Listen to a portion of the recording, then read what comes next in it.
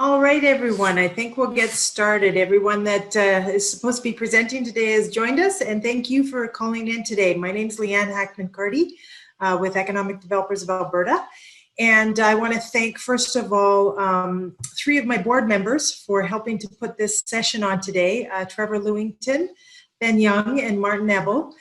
I know the three of them are from the Lethbridge, Tabor area, and agriculture is a very important industry there, and some of the stuff that's going on is pretty exciting. So thank you to the three of them for helping put this on today. Our speakers today, we are doing this webinar series with AUMA, the Alberta Urban Municipalities Association. Barry Morishita is the president. He's also the mayor of Brooks. So exactly the area we were talking about earlier. And he's just running late in the meeting, so when Barry is able to call in, we'll have a few comments from him. Our speakers today are Megan Shapka from Lethbridge College, Lindsay Blackett from Grasslands Tabor Collaborative Corporation. Lindsay actually used to be an MLA for the province as well. We've got Paul DeJong, Broxburn Vegetables out of Lethbridge, as well as Zale Tabakman with Local Grown Salads out of Ontario. So we've got four great speakers today. If you have any questions, please put them in the chat box and we will look at those closer to the end after our speakers have finished their presentations. We're also taping this so we can share this with our other members and those who haven't been able to call in. And if you can just keep yourself muted, that would be great, just so we can not have barking dogs and things like that that normally occur when we're all at home. So I think right now we're going to turn it over first to Megan Shapka. So Megan, take it away. I'm Megan Shapka. I'm the manager of innovation and entrepreneurship at Lethbridge College, and I'm also the manager of our Integrated Agriculture Technology Center.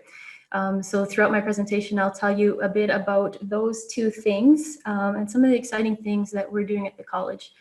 But more importantly, I want to talk about the vision that I have for the role post-secondary plays and can play more so in developing sustainable communities. So I'm just going to see if I can share.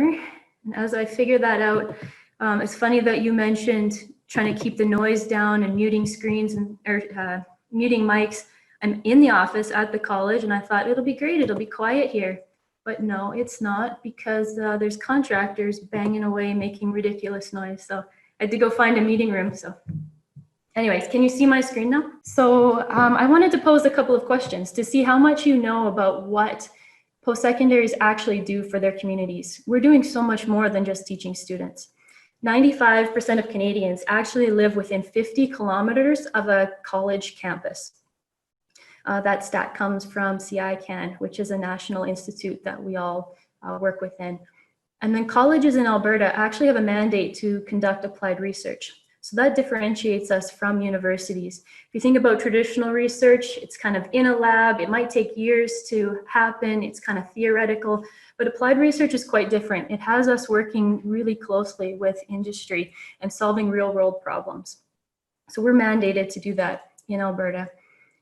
And because of that, I believe that colleges are really uniquely positioned to invent and scale different solutions that are going to address the sustainable well-being of our communities. So what are we doing now? Here at Lethbridge College, we have the Center for Applied Research, Innovation, and Entrepreneurship. And there's really, our strategic plan involves stimulating economic growth. So presenting to this group is really quite exciting because we live in this world every single day with the contracts we're doing, with the applied research we're hosting, with actual industry partners. We're just not serving the Lethbridge region, we're working with partners across the province and actually across the country as well. And I want to say that Lethbridge College isn't the only one doing this, obviously. We're very closely tied with the other post-secondaries across the province. There's 26, in fact. Some are colleges, some are universities, some are public, some are private. But every single one of them is doing very similar initiatives to what we have here. So if you're not involved with the post-secondary in your region, I really encourage you to find out what they're doing. So here at Lethbridge College, we have 5 major research themes, and the one we're going to focus on most today, obviously, is agriculture, which is really exciting for us because we've been doing applied research in agriculture for 30 years, which most people don't realize. So I'm not going to go through the whole timeline here, but you can see that going back to 1989, we've been doing research in aquaculture, which expanded into aquaponics. So that's the simultaneous growing of fish and plants in a recirculation system indoors. We have one of the leading facilities in the world for aquaponics here in Lethbridge. So we're really pushing the envelope on innovative growing techniques. And then you can kind of see how much we've expanded. In 2016, private donation allowed us to also start getting into irrigation science research. That's really huge down here in southern Alberta. Most of the crops are irrigated. So we're really thrilled to be able to offer that kind of innovative technology service. And then most recently in 2019, we added an ag engineering and technology research chair as well. So he's really focused on advanced post-harvest techniques. Here we're really trying to go from field all the way to fork and support applied research that entire journey. You've probably heard there's a lot of potential down in our region to do that. Lots of food processing opportunities, and so that's kind of our next area of focus, going all the way from field to fork. And also there's a gap now for applied research and to really support farmers and producers and food processors and the like, because Alberta Ag is getting out of research. Everything we hear is telling us that they're not going to be doing applied research anymore, so who's going to do it? And they're talking a lot about farmer-led research. So that's that connection to actual people and the funder or the whoever's doing the applied research. So we really see ourselves filling that gap that's starting to emerge. And we're doing that through partnerships with other post-secondaries, but also with other groups. So we just signed a collaborative partnership with Farming Smarter, who is another applied research group. And there are similar groups to Farming Smarter across the province. And their group is called Farm Right. So I encourage you to look them up as well. So the other big thing that just happened here is actually the launch of our Integrated Agriculture Technology Center. And that is a technology access center, which is a nationally funded network. There are 60 technology access centers across Canada. They're funded through the Natural Sciences and Engineering Research Council, and then they're supported through the Tech Access Canada. So small and medium-sized businesses across the country can actually access these technology access centers to push their businesses forward. They're supposed to act like a one-stop shop for any kind of technical services, technology access, research and development. They're affordable and easy to access. So we are extremely excited to have this one now here in Lethbridge. We're going to serve our local region, obviously, provincially and nationally. So a lot of people have been asking us, what is integrated agriculture? And it's exactly as it sounds. We're talking about how everything in the agriculture system is truly integrated, real systems thinking approach, and we're just using that as an umbrella term. The easiest way to kind of see it is to look at our 3 main pillars, and these really build on those areas of expertise that I talked about us building over the last 30 years. So the irrigation science, the post-harvest, the aquaculture and aquaponics, and then the wet processing is a little bit of a confusing one to people, but that involves the irrigation, the water aspect, but also cleaning water. So we've done some applied research projects with large companies, food processing companies that need to clean water before it can go into the city's water system. So we have biochar that we're using to actually clean the water so that it can just feed right into the municipal water system with no problems. So a lot of waste management stuff is also happening here. Right now, we're actually turning the fish effluent from our aquaponics system into fertilizer, which could be sold. And we see a lot of potential for that in the livestock industry.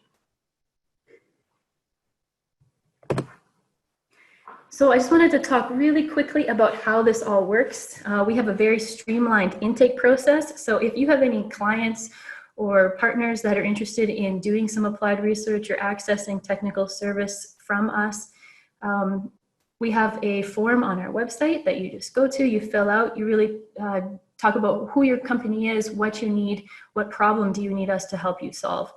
And then we take it through our internal process, see if we have the capacity and the expertise to do it, which in most cases we do. If we don't, we refer it to somebody else. So I talked about those 60 TACs across the country. We would refer to them, but we also refer often to our regional innovation network partners. And then if we do start working with you, there's lots of different opportunities. There's federal and provincial funding that you can access, and that's kind of in that first green, dark green bubble. Or clients can come to us and just pay directly for the service that they need as well. And another area that we're really trying to get into is providing kind of on-the-spot customized training that different clients might need. So we're seeing that in areas like Cavendish, which opened a huge plant here, and they actually hired Lethbridge College to develop all of their human resources materials. And then we would just kind of take the project through the process, depending on what it is, and the client, the agricultural business client, has a solution to their problem, hopefully. And then there's one more thing I wanted to touch on really quick, and that's how we get students excited about innovation and entrepreneurship. So we have a program here called Agent, and we're just teaching students basic skills in innovation and entrepreneurship, really starting to get them into the innovation pipeline, because if we're going to continue being innovators and changing agriculture, we need to be encouraging young people to be change makers and get them in that right entrepreneurial mindset. And this is happening across the province and the country as well. So lots of exciting opportunities to really start pushing the boundaries in ag. And I hope you consider the role that the post-secondary in your region can play for you and help really build up a sustainable community. So I'm going to drop some contact info and some videos and stuff into the chat, and then you can access it after. That's all I have. Thank you very much, Megan. I'm sure there's going to be some questions, so feel free to put them in the chat box, and Nancy's going to be curating them, and we can get to them just shortly after our third presenter. And thanks. It's great to know what's going on and how you're supporting the industry. I think we'll go next to Lindsay Blackett. Lindsay is, I believe, based in Calgary, but we'll speak about the Grasslands Tabor Collaborative Corporation. So, Lindsay? Okay. Let's share screen, and there we go.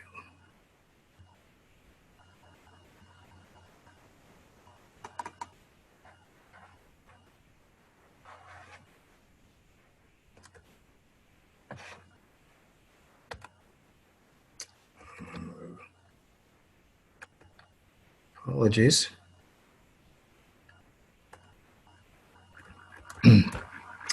Good afternoon. I'm happy to be able to talk to you about our Grasslands Tabor Collaborative Corp, which is a 60-acre cannabis, hemp, agri-food incubator accelerator based in Tabor, Alberta, in the industrial park there. Included in our project, and what got us to the point that we approached the town of Tabor and asked to partner with them, was the fact that cannabis and hemp and the new generation of beverages, edibles, concentrates, they were just they're in their infancy. They're in their infancy in Canada because many people haven't had any experience in processing. And then that's another reason we picked our location, was the proximity to the premier food corridor. We said cannabis, hemp, and agri-foods. We hope that we start talking more about plant sciences and agri-tech. I think people still get confused, or they get sidetracked with the notions about cannabis especially. But there are so many advantages that as we move forward, that we're discovering. And what we wanted to do is we wanted to be able to, in one place, have cultivation that is a bane of the consumer market right now, because we have a myriad of people across the spectrum that are using products, but most people are fixated on the fact that it's the flower, and they've forgotten people aren't just getting high off of that particular product. The terpenes and the constituent molecules that are in there help deal with a myriad of different symptoms. So we wanted to have cultivation where people could come in and we could de-risk the system for them. It's a complex world of regulatory. It's very expensive to get started. Most of these businesses, it takes about $2 to $3 million per year for them to go up against somebody in the black market. And the black market still is 88% of the business there, some $15 billion in the Canadian economy. But if you had the cultivators who could grow quality product, just like a microbrew focuses on quality versus volume, just like our wineries that we utilize in British Columbia, for example, where we're happy to drive there and consume and buy the product because we can't get it here in the stores.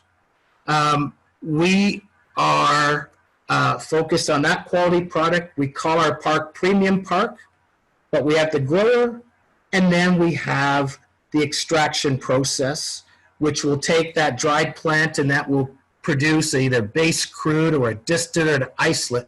These are constituent pieces that now are used by processors to make, whether it's a CBD lotion or THC based product, such as it could be something for pets, or it could be cosmetics.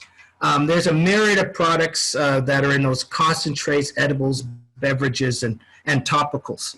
And by doing that, we now, instead of that 60-acre park just being a big industrial park, think of it as more of a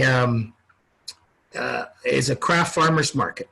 Now we want to integrate the local artisans. They could be making soap. It could be making any different types of product. We want to attract a place for them to be able to ply their trade, but also have partners and customers that are all together there. You have an ecosystem. So the grower has a contract with somebody who's going to buy whatever they grow at a price that will give them a good margin. The extractor now has a contract with those guys. He also has to provide the feedstock to the smaller players that are going to produce those different products. Because without that continuous flow of that contract, you've got nothing for certain. And what we've seen in the industry, you've got 400 or so Health Canada license holders. Unfortunately, about 250 of them are in Ontario.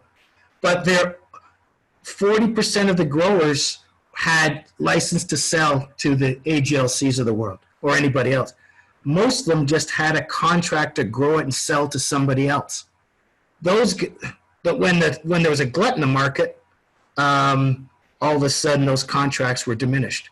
We can't allow the nascent nature of a new industry, the up and downs, to kill business. So we wanted to make sure that we had a supply chain that was completed. And unlike a lot of times, we're going to take a product, we're going to take a plant, we're going to process it, we're going to then produce another processed product that then we'll send to an end customer, whether that be here in Alberta or whether that be somewhere around the world. Because one of the things we know is that the reason we're existing because the challenge of a lack of product preference. What we have is we have producers who go produce something and then sell it there. We're looking at, for instance, we get our genetics through tissue culture because it's more efficient and more consistent, but we get that from somebody who grows for the medical cannabis doctors and their patients. So we're taking a product that we know we have an end market for in the medical cannabis world, whether that's for cancer patients, that's for epilepsy, MS, you name it. And with that, when you have that, what they call the terpenes, and our human body has a terpene profile.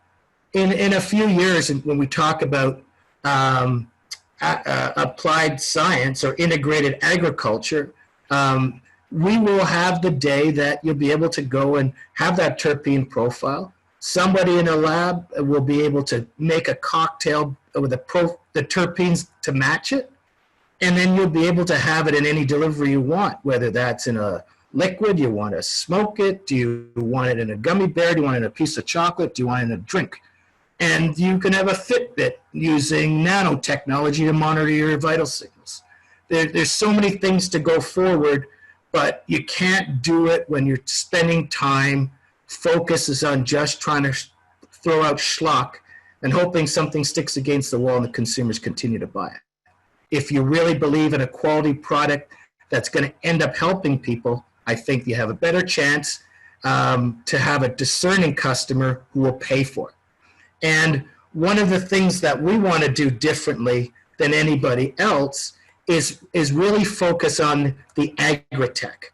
I mentioned, the small batches and moving towards that. What I don't have on a deck here, because it's relatively new, is we wanted to have EU GMP certification for our facility so that we can have any of those products that are produced in Tabor, we can ship them worldwide, because Canada is the only G20 country in the world that can ship cannabis and hemp worldwide. With EU GMP certification, and if you increase that to pharmaceutical grade, now you can actually ship it anywhere. And companies, what we're at, first and foremost, we're an incubator. So we're going to have 30 different growers that are growing the same product in the same system, so we ensure consistency, get processed. But what we have to do is we have to take that product and be able to show the chain of custody from the time that it becomes a tissue culture to a seedling to a mother plant to a clone to it's cultivated, cured, then extracted, potentially processed to a product packaged and sent out. Every one of those stages, we will have the ability through with a joint venture partner to be able to show that whole flow. With a biomarker to show that the molecule is the same at the tissue culture as it is in that gummy bear that's packaged and shipped out.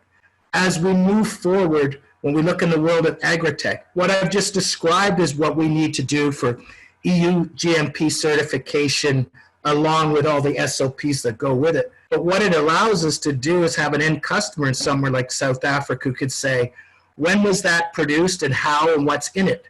I think post-COVID worldwide, we're going to start to see the demands on people and whatever they produce and put in their body. They're going to want to know what they're getting, and they're willing, I think, to pay for it, but they're going to want to know that. So we want to be a little bit more leading edge, and anything that works in our industries works in any plant-based industry, I think. We also developed our own cogen. We can utilize the CO2 off of that to pump into the greenhouses. We can use the excess heat for our hemp storage facility. We will, in essence, have 9 buildings in total that would have cultivation and processing that I had mentioned, but we're also going to focus on a testing lab and a research lab. We're going to have as many partnerships as we can reach out to with post-secondary institutions like Lethbridge College, University of Lethbridge. We have an agreement with a group out of UBC on the plant-based science end, and we welcome more, especially locally. We believe in doubling down on agriculture. I was lucky enough to be the Minister of Culture back in 2008 and 2012, and I got to spend a lot of time in all the different municipalities around the province. And I know that the heart of it is the hard work that doesn't get recognized everywhere or in the mass media, for instance, but that's where our moral compass comes from. That's where our work ethic comes from. That's where our wealth of people and product come from. And that's why we picked Tabor and the premium food corridor. I know that we are looking at ways to be able to help and integrate in the community.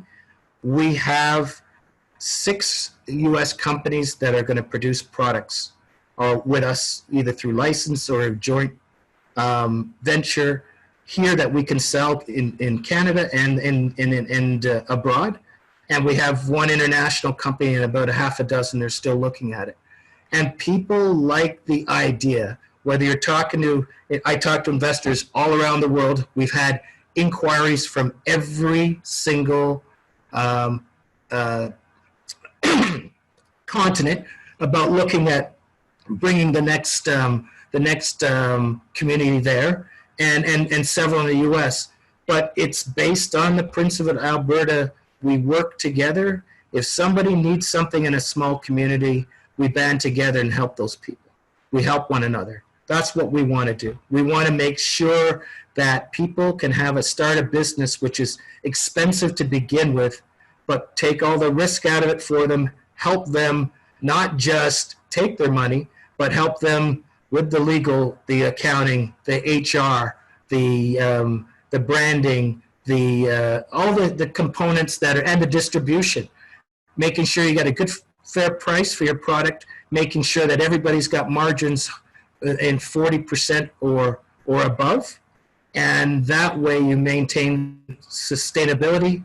Next gen in a year, some of these businesses want to expand. They may want to move to their own buildings instead of lease space. They want to have some little bit more control, but they'll know that they've got the system and the support to be able to make that happen. And that is generally it. I've got a lot of other things in here but the most important thing is that we're working on something that takes people and technology and history that's been around this part of the country for a very long time, and we're just doubling down on it. I think we can move forward. I think we look at the world of hemp, for instance. We're hoping in 2021 to have a hemp terminal that can actually process the whole plant, not just the CBD, and have to have your plant rot in a field. We want to be able to use that, take those byproducts that create the fibers for cars and composites that BMW uses, that's in combines and boats.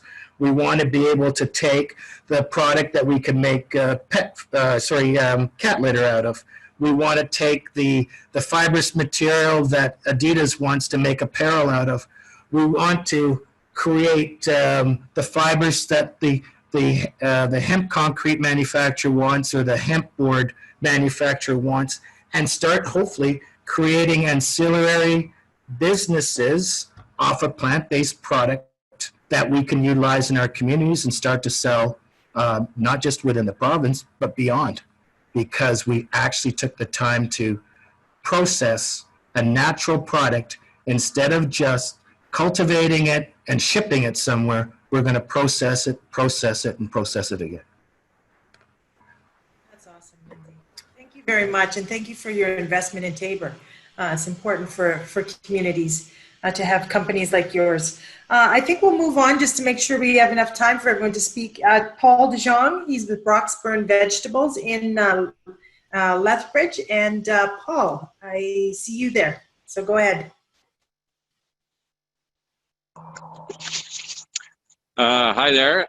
First time on a webinar for me, so it's a little bit of a learning process, but I was asked to talk about COVID, what it does for my farm. So first of all, we grow a lot of vegetables and try not for the wholesale market too much, but retail. So we supply a lot of restaurants and farmers markets. We're at farmers markets. So what COVID has done, of course, we all know what it has done to restaurants, and they're slowly getting back in business. But it will be an entirely different landscape, as currently most restaurants can only have half the patrons, so that's not as busy. Still, a lot of people are not willing to go out to a restaurant, so that part of the business is not really woken up yet.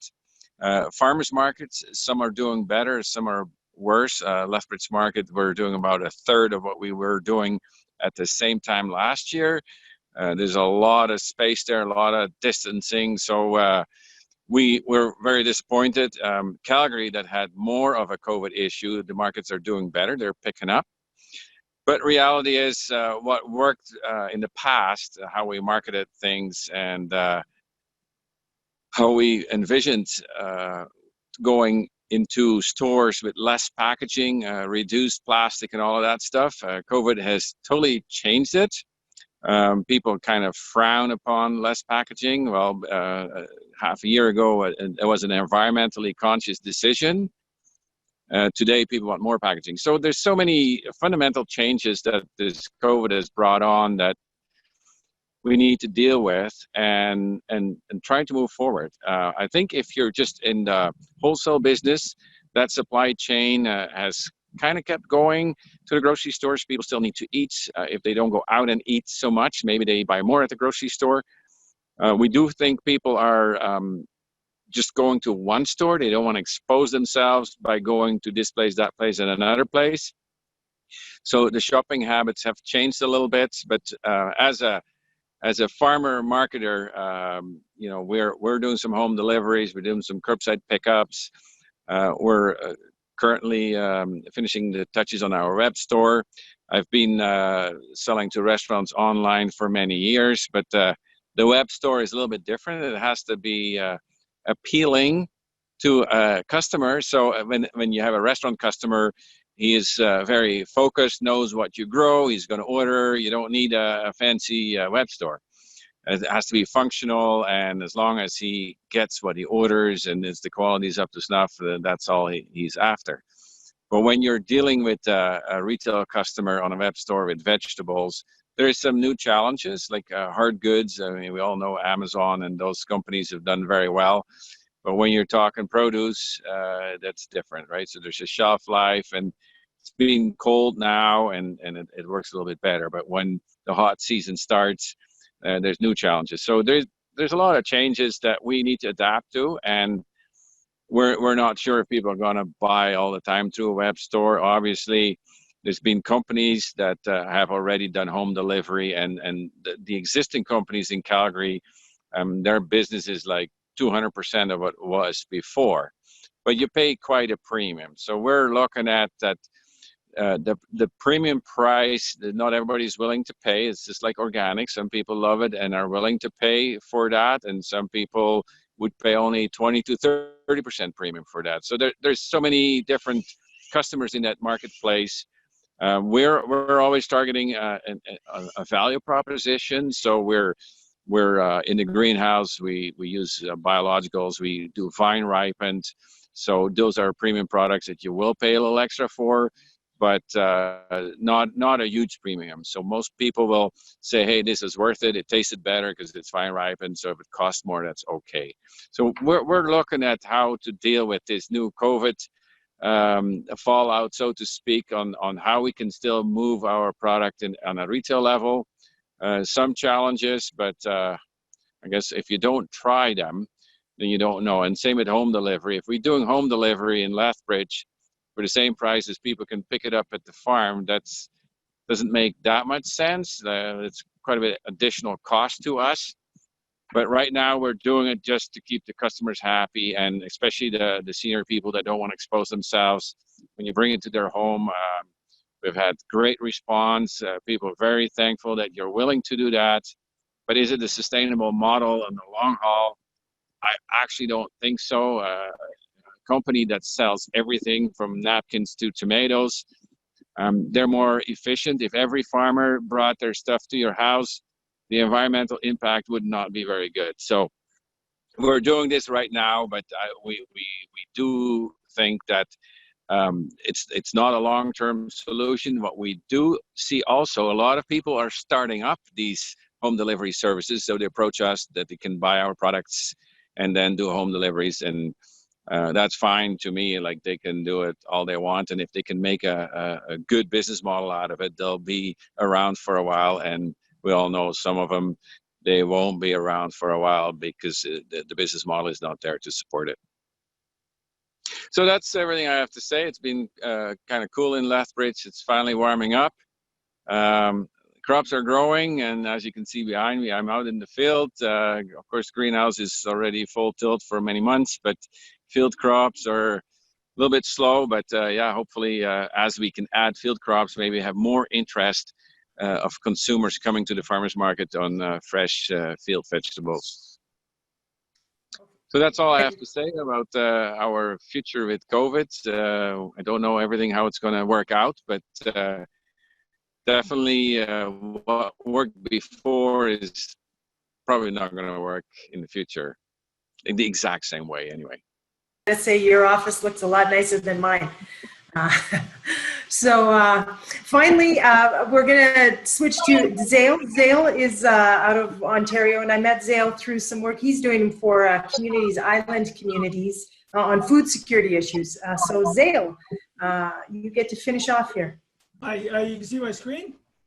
Yeah, and perfect. And I'm unmuted. Sorry, I couldn't find the unmute button. Okay, hi, my name is Zale Tabakman. I'm president of Local Grown Salads. I'm going to talk, Paul's conversation was very useful. I have a different view of the world than he does. So it'd be kind of interesting to have a little chat afterwards if that's possible. This is all about food security for Alberta. And because Alma is focused in on urban, I'm going to speak about the problem of urban food security. Okay, so I see there being a giant opportunity right now for people, all the urban cities. Primarily migrant labor is not, again, I'm coming from I'm Canadian, I'm in Toronto, but I come from an American kind of view of the world. We import a lot of our food from the United States. And so a lot of the issues that we're going to have, especially in the wintertime, come fall, come November, December, will be all around food. So one of the biggest issues that are occurring right now, there's no migrant labor available. It's very difficult in the United States to find migrant labor. It started with Mr. Trump's wall, and it's just COVID-19 has made it even worse. And the United States, people aren't seeding. They're not preparing. They're not planning. Paul, in Alberta may be a different situation, but there's a lot less seeding happening, especially, we know in potatoes, a lot of other vegetables, which means that there will be a calorie shortage or calorie change or calorie availability happening in the fall timeframe. I look at this, the US supply chain is falling apart, companies are going under, farmers are going under, it's basically just becoming a mess. Internationally, everything is happening as well.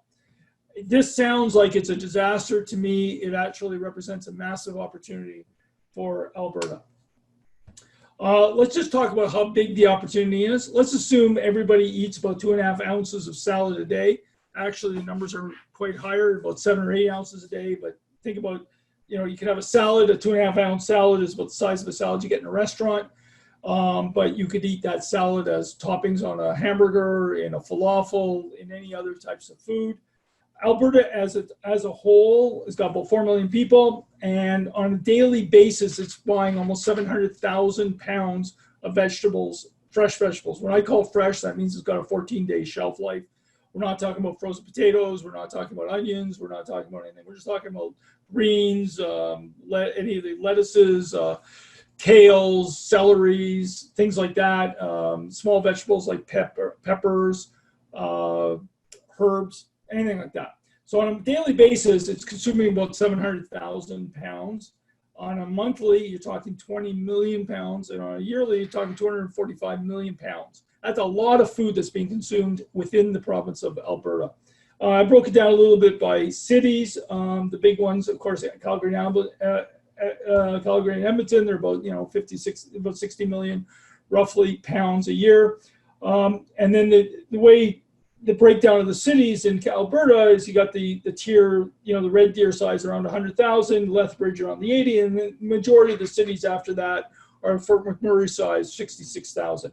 Again, even Fort McMurray is consuming 3 million pounds of fresh vegetables a day, assuming this. And this assumes, of course, not taking into account any waste. All in all, there's a large amount of vegetables being eaten on a daily basis in the province of Alberta. And what would be really, really nice is if you could grow that vegetables that is being eaten in Alberta. Paul had mentioned, I keep going back to Paul because Paul is kind of we work together to solve the problem. Paul mentioned it's cold, and then I was just putting in the field thing. So when it's cold, when there's snow, he can't grow. And it's very expensive for him to run his greenhouses in the wintertime. Therefore, he's generally, kind of May till September, I think. I'm using kind of Ontario dates. The first thing that can be created, we are talking to is all about jobs, right? This is all about creating jobs. And essentially, we're taking jobs that are living in California and Mexico, and we're going to move them up into Alberta. We're going to create local, fresh, organic, healthy food. We can do organic much easier than field growers or greenhouses, and that's a long discussion. We can create a secure food supply within the province of Alberta. It will create an economic stimulus because we're creating jobs and we're keeping the money there. The money's not flowing out. Creating the money locally. Lindsay is, I see, shaking his head because he was talking about the same kind of thing from the marijuana point of view, the cannabis or hemp. And it's basically a made in Alberta solution with using a little bit of Canadian or Ontario ingenuity. What is the opportunity? We're going to grow organic greens, herbs, small vegetables in urban Alberta. So when I say urban Alberta, I mean like downtown Calgary, downtown Medmonton, Lethbridge, Fort McMurray. The food is grown where the people eat it. I like the 15-minute model, meaning that it's 15 minutes from the place it's grown to where it's actually eaten. There's a view of me showing kind of our vertical indoor technology. We, as a company, focus in on ready-to-eat salads because the majority of people open up a salad, they dump it in a bowl, they eat it. This is where people are moving to right now. COVID is changing people's cooking habits a bit, but most people just like to open up the bag and eat it. They don't want to buy 15 different vegetables and then half of them go bad because they don't get to them in time. I tend to buy one. So we focus in on the ready-to-eat salads. Therefore, you buy they're typically 5 ounces of these 142 grams. You open up the salad, you dump it, you eat it, and you're done. You buy a bigger one if you have a bigger family, and then every day you can have a different salad. Cost-wise, they're anywhere $3.99 to $5.99 a salad. If they're fresh and they're healthy and they're nutrient dense, you'll have a greater nutrition value. So your actual value for dollar spent is much higher. It appears that this is more expensive, but if you actually include waste and stuff that's not eaten, you'll find that ready-to-eat salads is actually quite a decent value for calorie. We are technology-wise, there's a lot of different vegetables that are grown here. We can essentially grow any green, any herb, any small vegetable that is available. We don't do cantaloupes, we don't do watermelons, we don't do any of the stone fruits, we don't do potatoes, we don't do onions, we don't do garlic. So anything that's green that goes in a salad, that includes the peas and the beans and all those other kind of really nice things. We've devised 24 salads to start with. We can modify these salads and take them up. But essentially, if you want a lemon flavor in your salad, you use a little bit of sorrel. You want any other flavor, you just take the vegetable, take a herb, and you can create a flavor profile that's just amazing. We in Canada typically use salad dressings to add flavor. If you were to go to Paul's farm and eat right out of the field there and just wash it off, you won't bother with a salad dressing because the taste will be so strong and great. The flavor is reduced because of the travel from the farm to the urban and sitting in the store. Quickly, this is kind of what we look like. We have 5 grow rooms on the right-hand side. On the left-hand side, you can see a grow system. You'll see that's kale down the center. Those are herbs. You'll see an incredible density that's available that we can do, but can't be done in the field. A field, typically you plant a kale plant once every 12 square inches. We can plant a kale plant every 3 square inches. In the field, they're planted in greenhouses because you have to make sure you can get the light to them, you get the nutrients to them, and there's a whole bunch of practical reasons why field and greenhouses can't do what we're doing. And just we can do it much denser. So we can, in fact, in 15,000 square feet, we can grow the equivalent of 120 acres. That's over a period of a year. So what you would grow in 15,000 square feet, what we grow in 15,000 square feet is equivalent to 120 acres. You can imagine the volumes and the change. We create 5 grow rooms. Each grow room is a microenvironment, so we can have, kale likes a lower temperature than lettuce, it likes a lower temperature than tomatoes, likes a lower temperature than herbs. So we can have a kale and we can have a herb growing in the same building, and we can put them together. Practically, it's very difficult to grow those kinds of things in a field farm where you can't control the temperature of the outside weather. In the center, we have a washing, we have a cleaning, and gives us our packaging thing. So we basically bring a seed into the building, and out comes a ready-to-eat salad. Lindsay mentioned a lot about GMP, US GMP. We focus in on SQF certification, safe quality food, level 3. It's same kind of certification that you do while you eat your Cheerios. You open up your box of Cheerios, you don't worry about getting sick from it. Cheerios, and many people in the food industry use the SQF standard. We happen to like that one better. Very high level standard. It's not quite as high as pharmaceutical, but it's good enough for people to eat. There are a lot, Paul mentioned a lot about sustainability. We, kind of work on the SG model, but it's essentially the same effect. In sustainability, we're not shipping from California to Edmonton in February your lettuce, right? It's grown in Edmonton for Edmonton. So there's no shipping, no movement, everything's local. I think Lindsay and I could probably make a really cool salad with some of his cannabis. Anyhow, he's smiling. We can take a little bit of that oil and trip it on top. And then these meetings might be a little bit more fun. There'll be a lot of giggling. Anyhow, a lot of impact on there. We have lots of links. I'll upload this thing to the chat box so you can get these links, and my connections are in there. There are a lot of indoor growing technologies out there. We're a tower grower. Most people are familiar with the stacks. I call them bunk beds, where you stack one on top of the other. The tower growing has a whole number of technical things. I'm really just trying to tell you that in Alberta, you can grow the food for Alberta in Alberta. There's already a number of growers in Alberta besides, and we'd like to get in there because we think our technology is the best. But in general, economic development people should be looking at these things as a way to move forward. Here's a little breakdown of the types of technologies: aeroponic, hydroponic, oxyfertigation. They refer to what the roots are in. Fields are not included in this, but maybe Paul is using it in his greenhouses. He might be doing hydroponic. And then we have the bunk bed, and then we have the tower grower. And I am done. This has been a very informative, fast hour.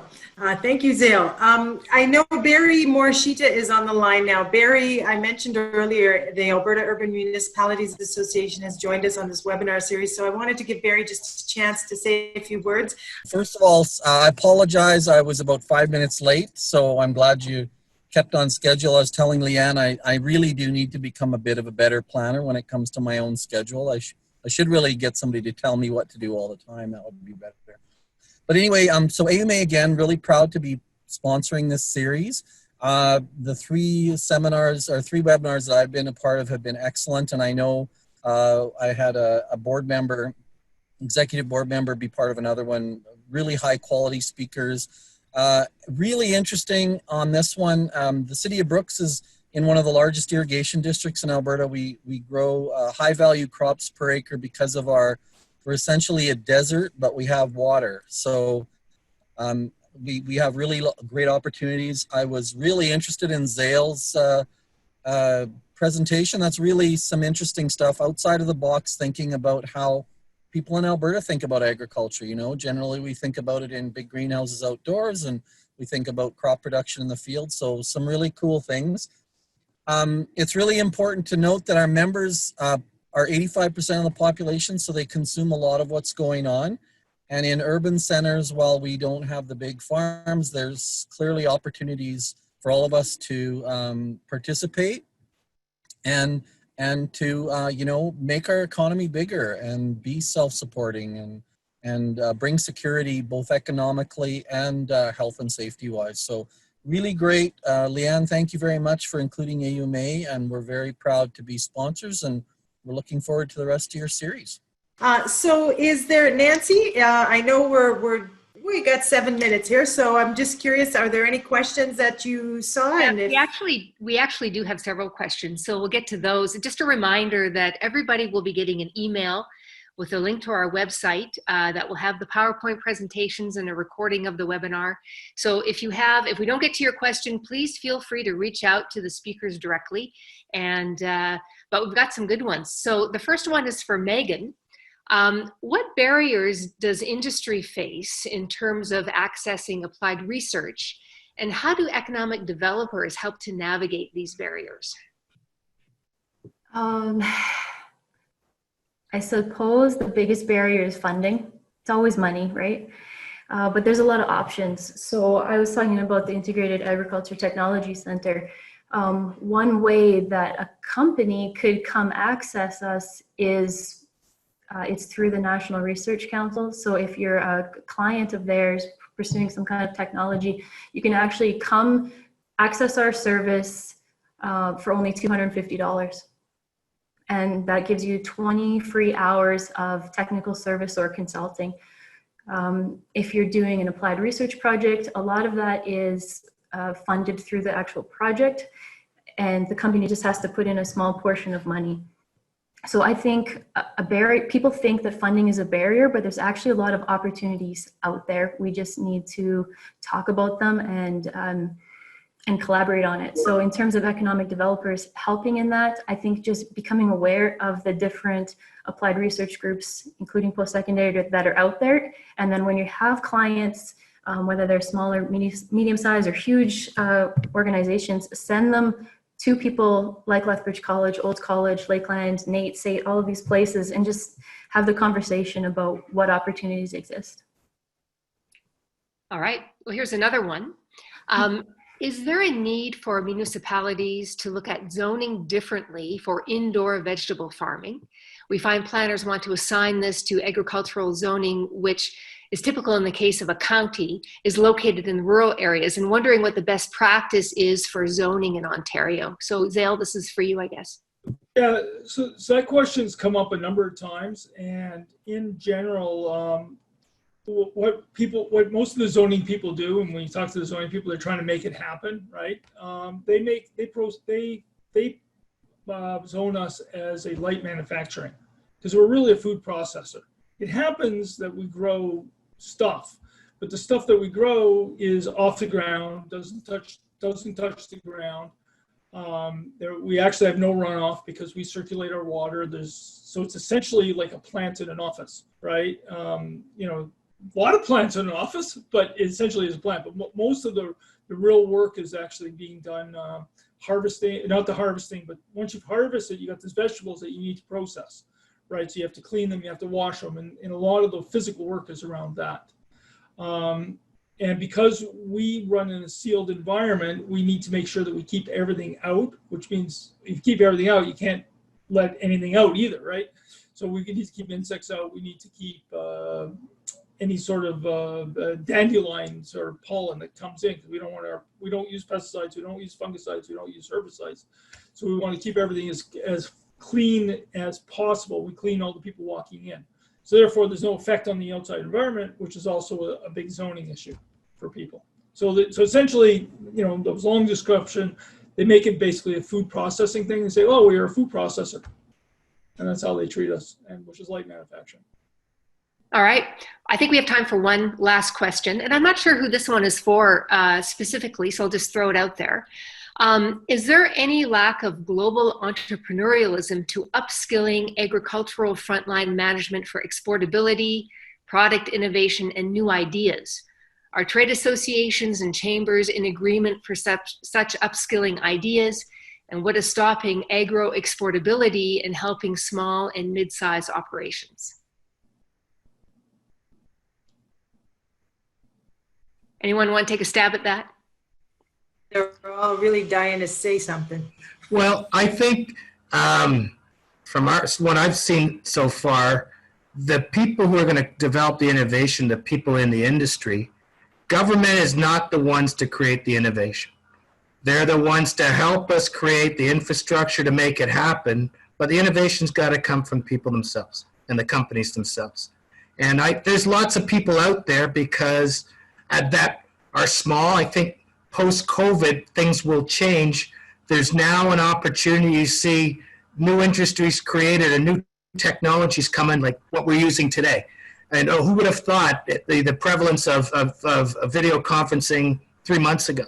But there's just new ways of doing business that are coming forward, and they're going to be foisted on us. And I think there's a lot of people who are welcoming an option for something different to improve their opportunity and their business. All right. Here's one last question. Maybe we have time for this one. Looking at rural Alberta indoor vertical farming, what do you think the viability is? And do you know any multi-growing medium indoor food processors?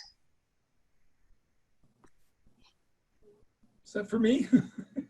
I think the viability is wherever people are. Wherever people are, that's where we can provide them. If you're 15 minutes away from there, and like I said, everything's in an enclosed environment, so you grow, you package, and you deliver to that market. Most people, if you take a little survey, most people will find that they open up these bags of salads and they eat them. So we're very good that way. Because we don't do things like onions, or we don't add nuts, we don't put nuts or anything else, we can work with other providers. For example, a meat processor will grill chicken. So we put little pieces of grilled chicken in, so all of a sudden you have a mixed salad with chicken. We can work with a pasta person. We can work with many other different kinds of manufacturers to mix into that salad that becomes it's a salad base. The other thing is that there's also downstream type products. So for example, there's kale sitting right behind me. So the kale, you can imagine kale chips. We produce kale.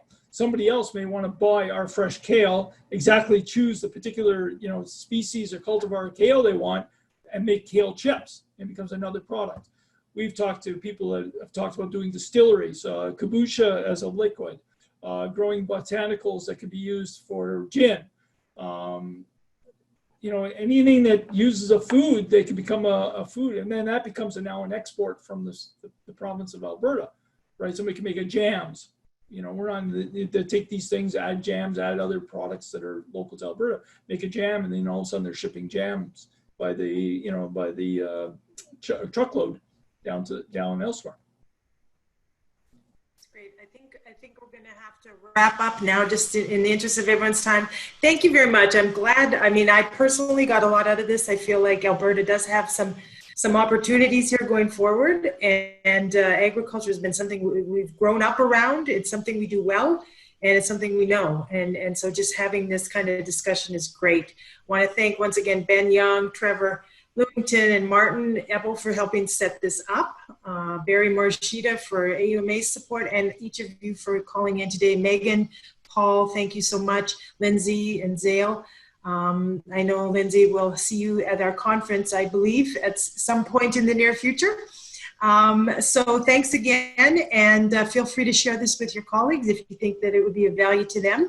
Next week, our focus is going to be around technology and Alberta's future there. So if you want to register for that, it's free once again. And thank you very much. Have a great week, everyone.